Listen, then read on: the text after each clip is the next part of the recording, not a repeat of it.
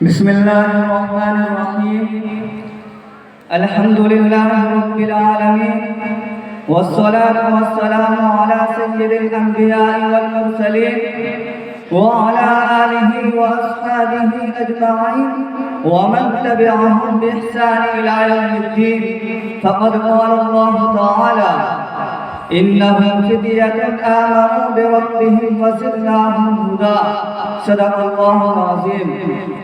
مجاہدوں کی حمیت کے پاسدار ہو تم، مجاہدوں کی حمیت کے پاسدار ہو تم، خدا کا شکر ہے ٹیپو کی یادگار ہو تم.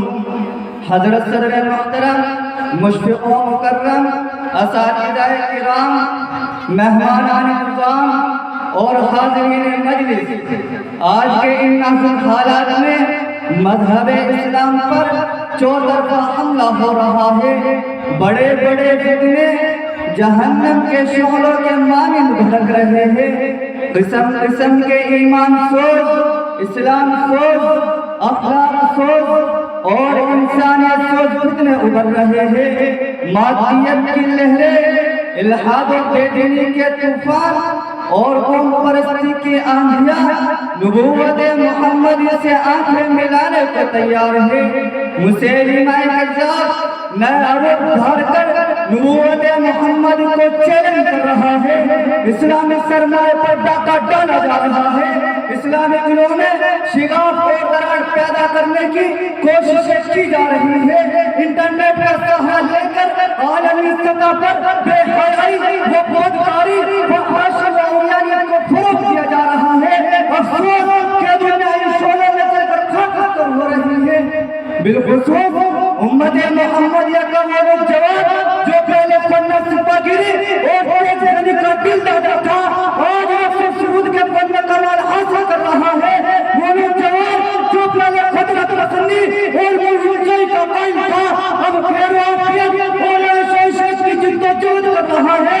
وہ نوجوان جو پہلے سماعت خواتین کو اپنے قدم سے اڑتا تھا، اب تفریقوں اور پارکوں کے چکر کاٹ رہا ہے. یہ نوجوان کے پہلے چٹانوں اور رسنا گھاٹ میں سو جایا کرتا تھا، ہم نے رمضان مصروں مدازہ والیوں اور مقبلی لحاظہ کا متلاشی ہے. یہ نوجوان کے پہلے تلواروں کی چمک جس کے دلوں کو مسروق کرتی تھی، ہم نے رمضان فوٹو کے تلسم سے اس کی جان میں جان آتی ہے. یہ نوجوان کے پہلے تلواروں، تیروں، خنجروں اور نیزوں سے کھیلنے کا عادی تھا، اب زلفوں سے کھیلنے کا عادی بن چکا ہے.